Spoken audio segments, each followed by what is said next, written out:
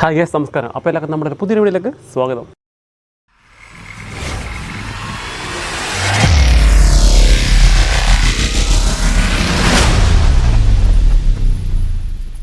അപ്പോൾ ഗൈസ്, അപ്പോൾ നമ്മുടെ ഇന്നത്തെ വീഡിയോ എന്ന് പറയുന്നത് പൊക്കത്തിനെ പറ്റിയാണ്.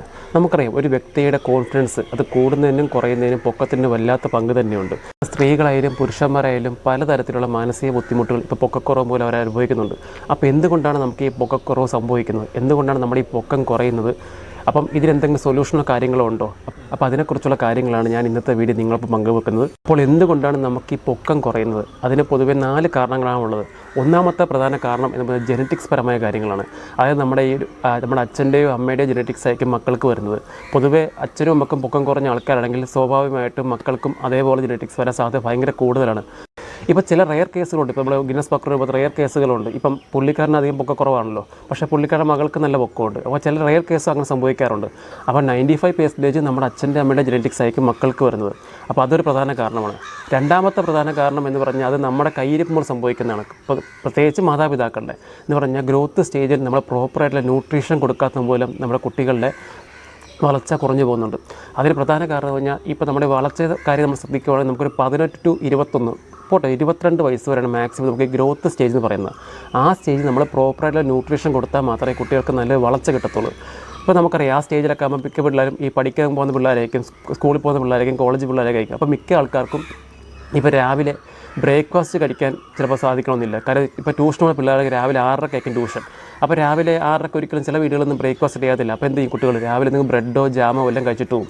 അതിനകത്ത് പ്രത്യേകിച്ച് കുട്ടികളുടെ ഗ്രോത്തിന് ആവശ്യമായ ന്യൂട്രിയൻസ് ഒന്നുമില്ല. കുറച്ച് കാർബും അതുപോലെ തന്നെ ചിലപ്പം ഇച്ചിരി ഷുഗറും ഉണ്ടാകും. നല്ല പ്രത്യേകിച്ച് ഗുണങ്ങളൊന്നുമില്ല. അപ്പോൾ ഇത് കഴിച്ചിട്ടേക്കും കുട്ടികൾ രാവിലെ പോകുന്നത്. അപ്പോൾ എന്ത് പറ്റും? ന്യൂട്രീഷൻ ഡെഫിഷ്യൻസി സംഭവിക്കും. അതും അവർ വളർച്ചയെ ശരിക്കും ബാധിക്കുന്നതാണ്. അപ്പോൾ നമ്മൾ എന്ത് ചെയ്യണം? നമുക്ക് വളർച്ചയ്ക്ക് ആവശ്യമായ വൈറ്റമിൻസ് കൃത്യമായ അളവിൽ കുട്ടികൾ കൊടുക്കണം. ഒന്നാമത്തെ മെയിൻ വൈറ്റമിൻ എന്ന് പറഞ്ഞാൽ കാൽസ്യമാണ്. നമ്മുടെ എല്ലിൻ്റെയും വളർച്ചയ്ക്ക് ഏറ്റവും ആവശ്യമായ സാധനം കാൽസ്യം. രണ്ടാമത്തെ നമുക്ക് വേണ്ട പ്രോട്ടീൻ. മൂന്നാമത്തെ നമുക്ക് വേണ്ട വൈറ്റമിൻ ഡി. നാലാമത്തെ സിങ്ക്. ഈ 4 ഇൻഗ്രീഡിയൻസ് അടങ്ങിയ ഭക്ഷണങ്ങൾ നമ്മുടെ കുട്ടികൾ ഡയറ്റിൽ ആഡ് ചെയ്യുകയാണെങ്കിൽ അവർക്ക് നല്ല രീതിയിലുള്ള വളർച്ചയും കാര്യങ്ങളും അവരുടെ ഗ്രോത്ത് ചെയ്ത് സംഭവിക്കും. അപ്പോൾ ഈ 4 ഇൻഗ്രീഡിയൻസ് ഉള്ള ഫുഡ് ഏതൊക്കെയെന്ന് പറഞ്ഞാൽ സിമ്പിളായിട്ട് ഞാൻ പറഞ്ഞുതരാം. ഞാൻ കൂടുതൽ അതിനെപ്പറ്റി ഡീറ്റെയിൽ പറയുന്നില്ല. നിങ്ങൾക്ക് സിമ്പിളായിട്ട് ആഡ് ചെയ്യാൻ പറ്റിയ 4 ഫുഡ് ഞാൻ പറഞ്ഞുതരാം. ഒന്നാമത്തെ മെയിൻ ഫുഡ് എന്ന് പറയുന്നത് നമ്മുടെ മുട്ടയാണ്. രണ്ടാമത്തെ പാല്.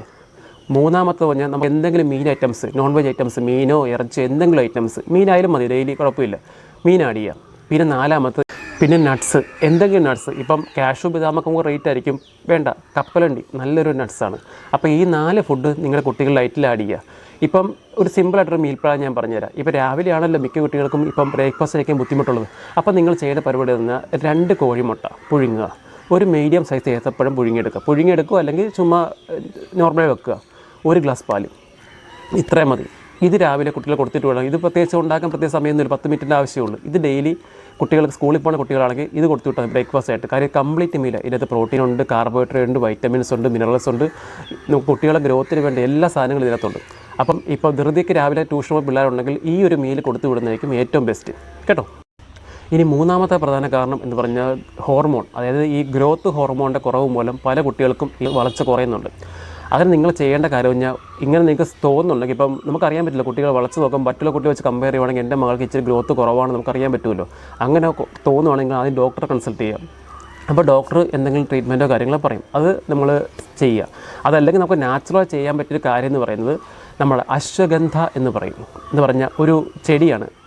ഈ അശ്വഗന്ധ മലയാളത്തിൽ അമക്കുരം എന്ന് പറയും. നമുക്ക് എല്ലാ ആയുർവേദ കടയിലും കിട്ടും ഈ സാധനം.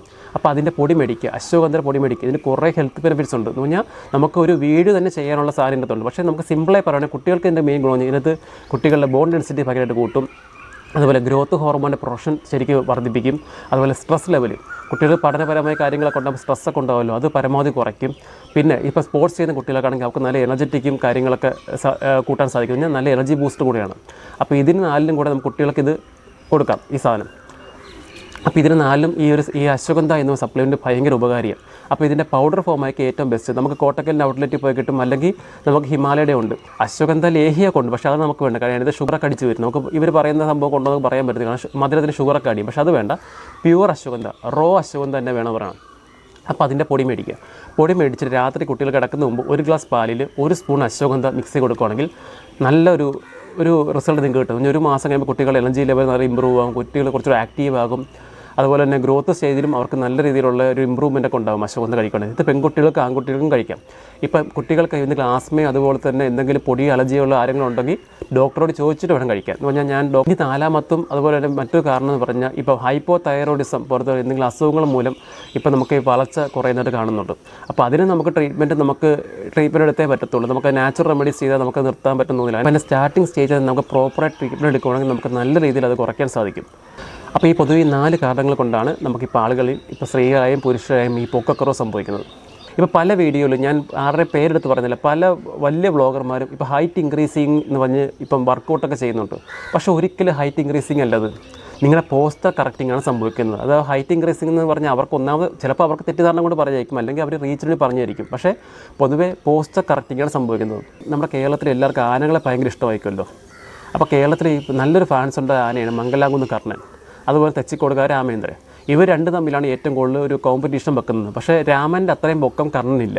പക്ഷേ തലപ്പൊക്കം മത്സരത്തിൽ പങ്കെടുക്കുന്ന ശ്രദ്ധിച്ച് നോക്കിയാൽ ഈ കർണൻ സത്യം പറഞ്ഞാൽ ഒരു ബോഡി ഒന്ന് സ്ട്രെയിറ്റ് ആക്കിയിട്ട് തല ഉയർത്തിയുള്ള സ്റ്റേനായിട്ട് നിൽക്കുമ്പം രാമൻ്റെ ഒപ്പം പൊക്കം നിൽക്കും. എന്ന് പറഞ്ഞാൽ ഇങ്ങനെ നിൽക്കുന്ന ഒരാളും ഇങ്ങനെ നിൽക്കുന്ന ഒരാളും നമ്മുടെ ഡിഫറൻസ് ഓർത്ത് നോക്കിയേ, ഒരു ചെറിയ ഡിഫറൻസ് പൊക്കത്തിൽ കാണത്തില്ലേ? അത് തന്നെയാണ് പോസ്റ്റർ കറക്ഷൻ പറഞ്ഞാൽ. നമ്മൾ സ്വതവേ നമ്മുടെ ആൾക്കാരെല്ലാം നടക്കുമ്പോൾ ഇങ്ങനെ ഒരു കൂനിയായിരിക്കും നടക്കുന്നത്.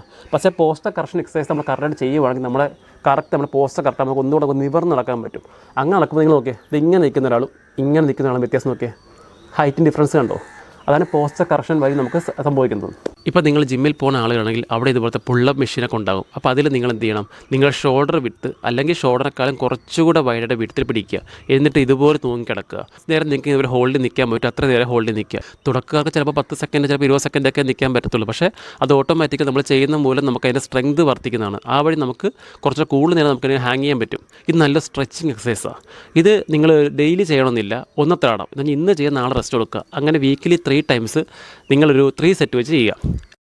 ഇപ്പോൾ ജിമ്മിലൊന്നും പോകാൻ പറ്റാത്ത ആൾക്കാരാണെങ്കിൽ നമ്മുടെ ഓൺലൈനിലൊക്കെ ഇപ്പോൾ പുള്ളപ്പ് ബാർ കിട്ടും. ഞാൻ വീഡിയോ കൊടുത്തേക്കാം, പുള്ളപ്പ് ബാർ. അതൊരെണ്ണം മേടിക്കുക. അതൊരെണ്ണം മേടിച്ച് നമ്മുടെ മുറിയിൽ എവിടെയെങ്കിലും നിങ്ങൾ അഡ്ജസ്റ്റ്മെൻറ്റ് ചെയ്തിട്ട് ഒന്ന് ആണിയടിച്ച് വെച്ചാൽ മതി. അതിൽ നിങ്ങൾക്ക് തൂങ്ങാവുന്നതാണ്. അപ്പം നമുക്കിപ്പോൾ അറിയാം പൊക്കക്കുറവിൻ്റെ ചെറിയ ഇൻഫീരിയറിറ്റി കോംപ്ലക്സ് എല്ലാവർക്കും വരും. അപ്പോൾ ആ തരണം ചെയ്യാനുള്ള ഏറ്റവും നല്ല വഴി ഞാൻ പറഞ്ഞുതരാം. നിങ്ങൾ പറ്റുമെങ്കിൽ ജിമ്മിൽ പോവുക. ഞാൻ തമാശ പറയല്ല, ഏതെങ്കിലും അടുത്തുള്ള ജിമ്മ്. നമ്മളിപ്പോൾ പല അഫോർഡബിൾ റേറ്റിലെ ജിമ്മുകളുണ്ടാകും. നമുക്ക് AC ജിമ്മിൽ പോകണം നിർബന്ധമൊന്നുമില്ല. നമുക്ക് ഏത് ജിമ്മാണ് പോകാൻ പറ്റിയത് അതിന് അഫോർഡബിളായ ജിമ്മ്, അവിടെ പോവുക, നന്നായിട്ട് വർക്കൗട്ട് ചെയ്ത് ഡയറ്റ് എടുക്കുക.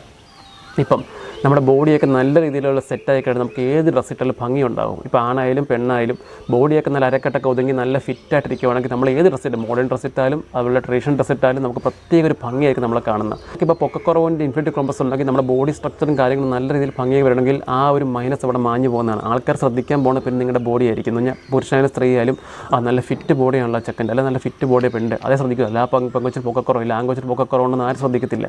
അപ്പോൾ അത് നമുക്ക് ഈ വഴിയൂടെ മാറ്റിയെടുക്കാൻ പറ്റും. അപ്പോൾ ഇത്രക്കുള്ള നമ്മുടെ ഇന്നത്തെ വീഡിയോ. അപ്പോൾ വീഡിയോ ഇഷ്ടപ്പെട്ടെങ്കിൽ എല്ലാവരും സപ്പോർട്ട് ചെയ്യുക. അടുത്തൊരു വീഡിയോ കാണുന്നവരൊക്കെ എല്ലാവർക്കും ബൈ. താൻ സബ്സ്ക്രൈബ് ചെയ്തോ? Yes sir. ഇവനോ? ചെയ്യിച്ചു സർ. ബെല്ലൈക്കൺ ഞെക്കിന്ന് പറടാ. ഞെക്കി സർ. ഗുഡ്.